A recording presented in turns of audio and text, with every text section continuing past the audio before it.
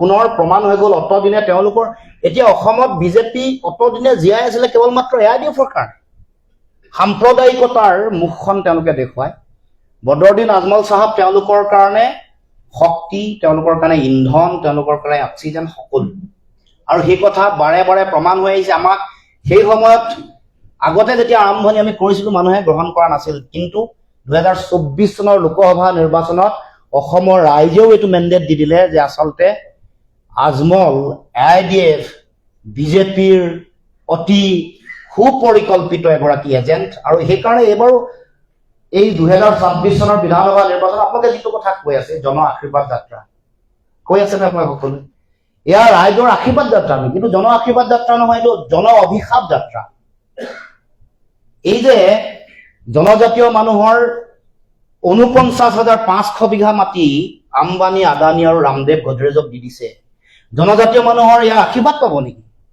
এই যে মুখ্যমন্ত্ৰীৰ পৰিয়ালে দুৰ্নীতি কৰি আছে সম্পত্তিৰ অবাধ তেওঁলোকে মানে লাখ লাখ হাজাৰ হাজাৰ কোটি টকাৰ তেওঁলোকৰ বিভিন্ন সম্পত্তি ইফাল সিফাল জনগণৰ ইয়াত কি আশীৰ্বাদ পাব জনগণৰ অভিশাপ পাব এই যে কৰ কাটল বঢ়াইছে অত্যাৱশ্যকীয় সামগ্ৰীৰ মূল্য বৃদ্ধি 180%ৰ পৰা 270%লৈকে মাটিৰ খাজানা সৰ্বানন্দ সোণোৱাল চৰকাৰৰ দিনত 3 গুণ বাঢ়িছিলে এতিয়া 2 গুণ আৰু এতিয়া 100% তাৰমানে আৰু 2 গুণ সৰ্বমুঠ 7 গুণ বাঢ়িলে এয়া জনগণৰ আশীৰ্বাদ পাব নে অভিশাপ পাব গিৰগাই কেলেংকাৰী কৰিলে গিৰগাই কেলেংকাৰী কৰাৰ পাছত আমাৰ যিসকলে তেওঁলোকে হিন্দুত্বৰ নামত গোমাতাৰ নামত তেওঁলোকে ৰাজনীতি কৰে সেই সনাতনী পন্থাত তেওঁলোকে আশীৰ্বাদ পাব নে অভিশাপ পাব আপোনালোকে কওক এয়া মৌলিক প্ৰশ্ন জনগণৰ এতিয়া টুল টেক্স কিমানখন টুল আছিল আগতে কিমানখন টুল গেট আছিল 27খন বহাবলৈ লক্ষ্য হয় নহয় এই নিৰ্বাচনৰ আগত 2-3খন আৰু উপহাৰ দিলে নে নাই দিয়া জনগণৰ ইয়াত আশীৰ্বাদ পাব নে অভিশাপ পাব লাইটৰ বিল তেওঁলোকে প্ৰথমতে কেইবাবাৰো বহাই নি শেষত স্মাৰ্ট ডকাইট লগাই দিলে স্মাৰ্ট মিটাৰ লগাই দিলে হয় নহয় জনগণৰ আশীৰ্বাদ পাব নে অভিশাপ পাব গতিকে এইবোৰ কথা অসম চুক্তিৰ 6 নম্বৰ দফা আজিলৈকে কাৰ্যকৰী নকৰিলে বানপানী গৰাখহনীয়া ৰাষ্ট্ৰীয় সমস্যা হিচাপে সমাধান নকৰিলে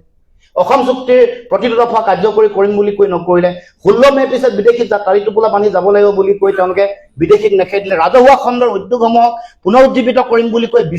বিক্ৰী কৰিলে সব আটাইতকৈ ডাঙৰ কথা নিৰ্বাচনৰ আগত জুবিনদাৰ হত্যাৰ ন্যায় দিম বুলি কৈ নিদিলে জনগণৰ আশীৰ্বাদ পাব নে অভিশাপ পাব কওক আপোনালোকে এয়া জন আশীৰ্বাদ যাত্ৰা নহয় এয়া জন অভিশাপ যাত্ৰা বুলি আজিৰ পৰা লিপিবদ্ধ হ'ব লাগে আজিৰ পৰা চিহ্নিত হ'ব গতিকে ৰাইজ এয়া জন আশীৰ্বাদ যাত্ৰা নহয় আৰু জনগণে দিব লগা আশীৰ্বাদ দি আছে 26ৰ নিৰ্বাচনত অহা 7 আৰু 10 বা 11 তাৰিখৰ ভিতৰত হ'বতো নিৰ্বাচন ইয়াত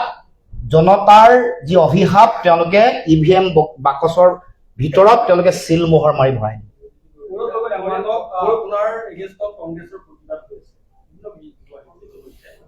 কোন কংগ্ৰেছ বহি আছে কংগ্ৰেছ ইয়াত বহি আছে একেটাৰ লগত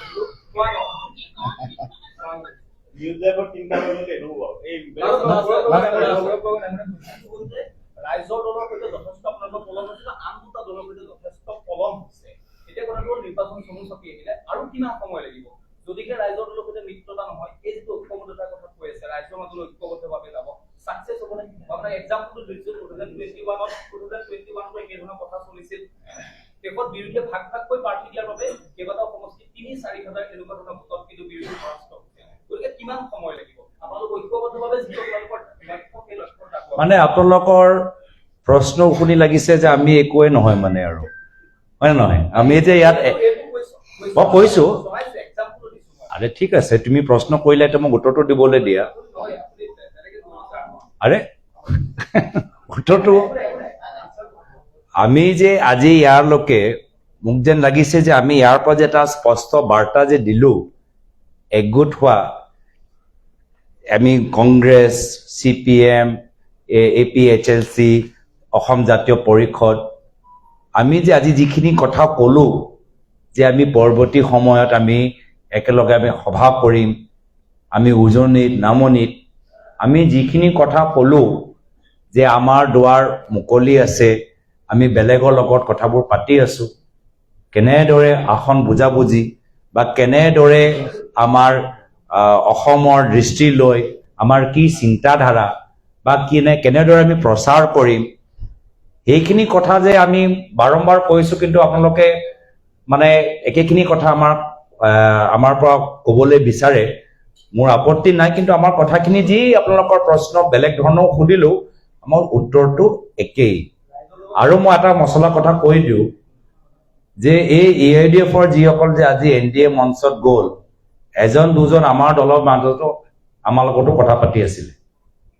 কিন্তু আমি কৈ দিলো আমাৰ কাৰণে আপোনালোকে গ্ৰহণযোগ্য নহয়। আমি কৈ দিলো দেই, আমি কৈ দিলো যে আমাৰ বাবে গ্ৰহণযোগ্য নহয়। আৰু এয়া হ'ল পাৰ্থক্য যে আমাৰ বাবে গ্ৰহণযোগ্য নোহোৱা মানুহবোৰ হিমন্ত বিশ্ব শৰ্মা ডাঙৰীয়াৰ বাবে গ্ৰহণযোগ্য। সুবিধাবাদী ৰাজনীতি, পুনৰবাৰ কৈছো, সুবিধাবাদী ৰাজনীতি আৰু আদৰ্শগত ৰাজনীতিৰ মাজত আগন্তুক বিধানসভা নিৰ্বাচনত এবাৰ যুঁজ এখন হ'ব। যি ৰাজনীতি